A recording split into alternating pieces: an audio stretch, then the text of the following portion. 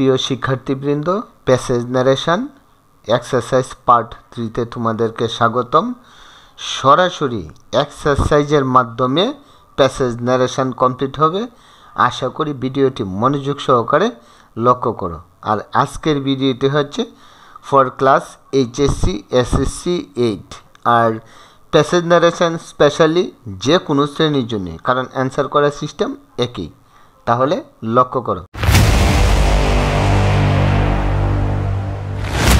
লক্ষ্য করো। Once I asked a sweet little girl what is your mother's name. তাহলে এই যে একদা আমি জিজ্ঞেস করেছিলাম একটি মিষ্টি মেয়েকে তোমার মায়ের নাম কি। তাহলে এই যে জিজ্ঞেস করা হয়েছিল, জিজ্ঞেস করা ইংরেজি আস্কড, এখানে তো আস্কড দেওয়া আছে। কে জিজ্ঞেস করেছিল? আমি জিজ্ঞেস করেছিলাম। এই জন্য once I asked a sweet little girl. এখন আমরা পরবর্তী সেন্টেন্সটাকে যোগ করব। এই যে হোয়াট, একটা বিষয় মনে রাখতে হবে, ডব্লিউএইচ ওয়ার্ড দ্বারা যদি যুক্ত থাকে তাহলে হুবহু এই ওয়ার্ডটি বসে যাবে। এটা আমি পূর্বের ভিডিওতে বলেছি। যাই হোক, তারপরে সাবজেক্ট হচ্ছে ইউর মাদার্স নেম। তাহলে ইউর তোমার মায়ের নাম কি, তাইলে তুমিতে কে? এই যে গার্ল, এই জন্য প্রনাউন হয়েছে হার মাদার্স নেম। আর এমিজার থাকলে কি হবে? ওয়াজয়ার। তো পূর্বেই তো বলে দিয়েছি যে সবসময় ন্যারেশন সবসময় এই যে করার সময় প্রশ্নবোধক হবে না, হাবোধকের সেন্টেন্সগুলো পরিপূর্ণ করতে হবে। এই যে হোয়াটের পরে সাবজেক্ট বসছে, তারপরে ভার্ব বসছে। তাহলে লক্ষ্য করো, এই যে হোয়াটটা হচ্ছে কি কনজাংশন হিসেবে ইউজ হয়েছে এই সেন্টেন্সটাকে একত্রিত করার। এই জন্য প্রশ্নবোধক চিহ্ন হয় নাই, ফুল স্টপ হয়েছে। আরেকটি বিষয় লক্ষ্য করো, she replied cleverly I know my mother's name but I won't tell you that. অর্থাৎ সে চালাকের সহিত উত্তর দিল। তাহলে উত্তরেই তো দিল, তাহলে হুবহু সেটাই থাকবে। অর্থাৎ শি রিপ্লাইড ক্লেভারলি। কি উত্তর দিছে? এই যে দ্যাট, কারণ অ্যাফার্মেটিভ অথবা নেগেটিভ সেন্টেন্সে কনজাংশন হবে কি দ্যাট। তাহলে আমরা দ্যাট ইউজ করলাম। এখন কি উত্তর দিছে? I know my mother's name. তাহলে আইটাকে মেয়ে, এই জন্য প্রনাউন হয়েছে কি শি। আর নোর পাস্ট ফর্ম কী হবে? নিউ। এই যে পাস্ট ফর্ম বসাইতে হবে।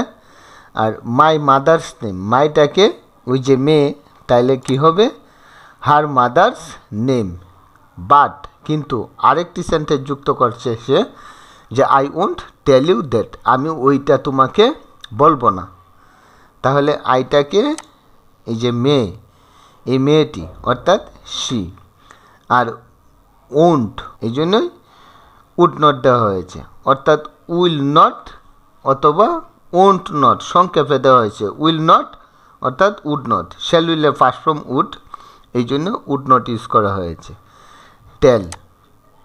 এখন ইউটাকে, ইউটা অর্থাৎ আমি, অর্থাৎ আমাকে সে বলবে না, এই জন্যই বলা হয়েছে অবজেক্ট ফ্রম মি। আর এই যে দ্যাট, ওইটা, এই দ্যাট কিন্তু দুই সেন্টেন্স যুক্ত করার দ্যাট না। ওই দ্যাট, এই যে ওই কথাটা, মায়ের নামটা বলবে না, ওই দ্যাট এইখানে। তারপরে দেখা যাক, এই যে আই সেড, অর্থাৎ তখন আমি বললাম what a clever girl you are. তাহলে এই যে কে বলছে? আমি তো বললাম। এখন এই যে what a clever girl exclamatory sentence, এই জন্য দেওয়া হয়েছে যে এক্সক্লেম শব্দের অর্থই হলো ব্যাখ্যা করা। এই জন্য আই এক্সক্লেমড উইথ ওন্ডার, অর্থাৎ আমি বিস্ময় প্রকাশ করলাম। যে এই জন্য বিস্ময় প্রকাশ করলে কি ওন্ডার ইউজ করা হয়। আর আনন্দ যদি প্রকাশ করতো জয়, আর দুঃখ প্রকাশ করলে সরো। এই যে with sorrow, with joy, with wonder, এই ওয়ার্ডটা চেঞ্জ করলেই হবে। তাইলে এক্সক্লেমেটরি সেন্টেন্স প্রকাশ করা হয়েছে I exclaimed with wonder that. এই যে এক্সক্লেমেটরি সেন্টেন্সে কনজাংশন দ্যাট বসে। আমি পূর্বের ভিডিওতে এই ওয়ার্ডগুলো দিয়ে দিয়েছিলাম। তাহলে লক্ষ্য করো দ্যাট। এই যে what a clever girl you are, তাহলে আমার অ্যাফার্মেটিভে যদি সেন্টেন্সটা লিখি তাহলে এই যে সাবজেক্ট হচ্ছে ইউ। তাহলে ইউকে সেই মেয়েটি না, এই জন্য হচ্ছে কি প্রনাউন রূপ শি। আর এমিজার থাকলে ওয়াজয়ার, তাহলে আমরা বসাবো কি ওয়াজ। এখন এই যে অ্যাডজেক্টিভের ওয়ার্ড হচ্ছে কি ক্লেভার ক্লেভার, এই যে ক্লেভার গার্ল। এই যে এখানে দেওয়া হয়েছে ভেরি ওয়ার্ডটা যুক্ত হয়েছে, এখানে ভেরি ওয়ার্ডটা যুক্ত হয়েছে এই কারণেই হোয়াট এ দ্বারা এক্সক্লেমেশন চিহ্ন দেওয়া হয়েছিল, হোয়াট দ্বারা এই সেন্টেন্সটাকে জোর প্রদান করা হয়েছিল। এই কারণেই হোয়াট বাদ যেহেতু দেওয়া হয়েছে তখন অ্যাফার্মেটিভে এই জোরটা দেওয়া হয়েছে ভেরি দ্বারা। তাহলে এই কারণেই এ ভেরি ক্লেভার গার্ল, এই বিষয়টা লক্ষ্য করতে হবে। অর্থাৎ she was a very clever girl.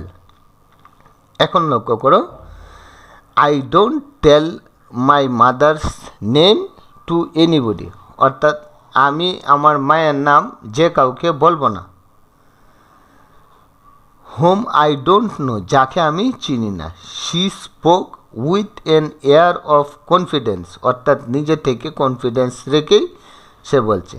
তাহলে এই যে she spoke with an air of confidence, সে নিজে থেকে যে বলছে কনফিডেন্স নিয়ে, তাহলে এটা আসবে she spoke with an air of confidence. এখন এই যে ওই সেন্টেন্সটা যুক্ত করতে গেলে দ্যাট দিতে হবে, কারণ সেগুলো তো অ্যাফার্মেটিভ সেন্টেন্স। তাহলে আই ডোন্ট, আইটা কে? এই মেয়েটি, এই জন্য হবে কি শি। আর ডো নট থাকলে কি হবে? ডিড নট, এই যে ডিড নট। আর টেল বসানোর পরে মাই মাদার্স, কার মেয়ে? মাই মাদার্স নেম, কার মায়ের নাম? ওই যে ওই মেয়েটির মায়ের নাম, এই জন্য her mother's name to anybody. Whom I did not know, তাহলে এই সেন্টেন্সটা আবার অটোমেটিক্যালি যুক্ত হয়েছে, এই জন্য হোম, আইটাকে এই যে শি, আর ডো নট থাকলে ডিড নট, এই যে ভার্বের present form know, did not know. এই যে ঠিক এইভাবেই প্যাসেজ ন্যারেশনগুলো কমপ্লিট করতে হবে।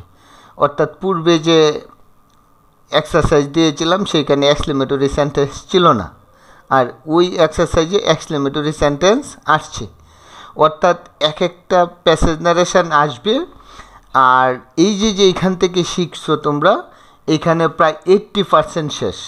কারণ এই যে প্রত্যেকটা প্যাসেজ ন্যারেশনই কেউ কাউকে কোয়েশ্চেন করবে, কেউ উত্তর দিবে, এই অংশগুলো তো অবশ্যই থাকবে।